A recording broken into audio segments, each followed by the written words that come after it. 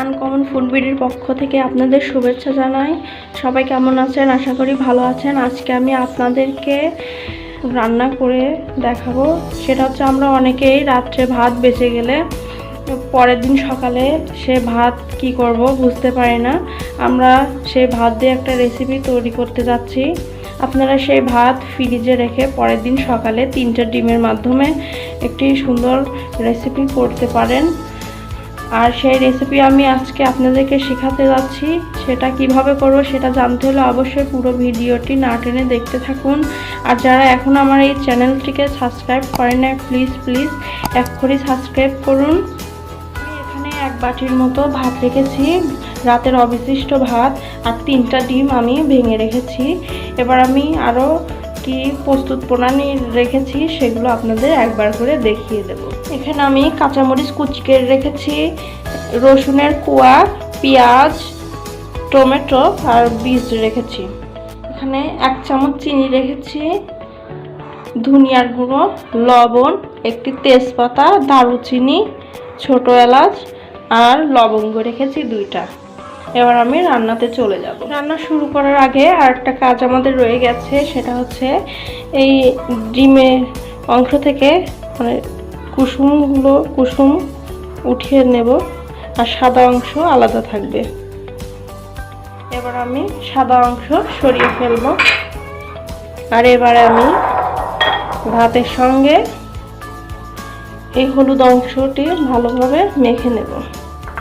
অনেক সুন্দর করে আমি কুসুমের সঙ্গে ভাতটা একদম মিক্সার করে নিয়ে সয়াবিন তেল দিয়ে দেব। এবার আমরা রসুনের কোয়া দিয়ে দেব। রসুনের কোয়াগুলো আমরা ভেজে নিয়েছি। এবার আমরা একটা তেজপাতা,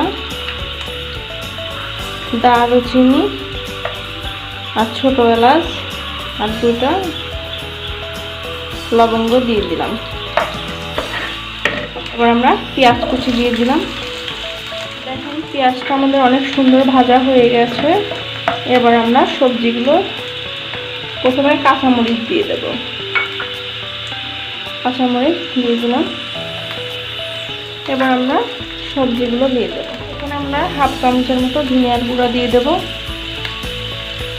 কিছুটা লবণও দিয়ে দিলাম। এগুলো আমরা এখন উঠিয়ে ফেলবো।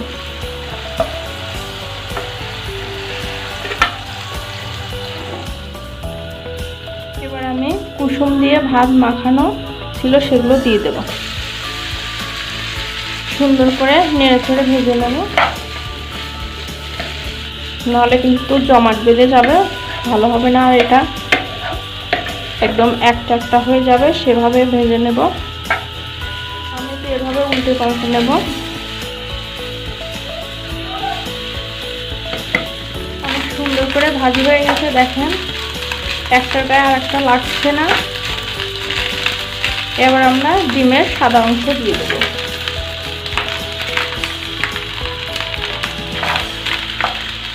এটা দ্রুত মিশিয়ে দিতে হবে, না হলে একদম দলা বেঁধে থাকবে।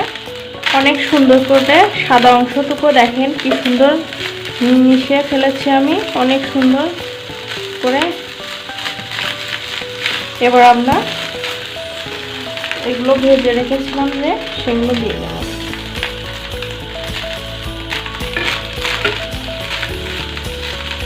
এবার আমরা 1 চামচের মতো চিনি ব্যবহার করব।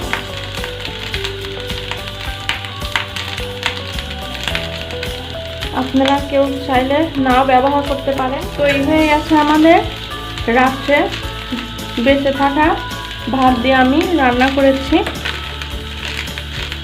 কি সুন্দর দেখতে হয়েছে দেখেন, খেতে অনেক মজা। গরম গরম এটা আপনারা পরিবেশন করবেন, জাস্ট জমে যাবে। তৈরি হয়ে গেল রাতের অবশিষ্ট ভাত দিয়ে একটি সুন্দর রেসিপি। আশা করি আপনাদের অনেক ভালো লাগবে। দেখতেই পাচ্ছেন কালারটা কি সুন্দর আসছে। আপনারা দিয়ে এভাবে রান্না করবেন, ভাতেরও নষ্ট হবে না, আবার একটা মজাদার রেসিপি হয়ে যাবে। অন্যদিন আরও নতুন ভিডিও নিয়ে অবশ্যই চলে আসবো। আজকের মতো এ পর্যন্তই। সবাই ভালো থাকবেন। আল্লাহ হাফেজ।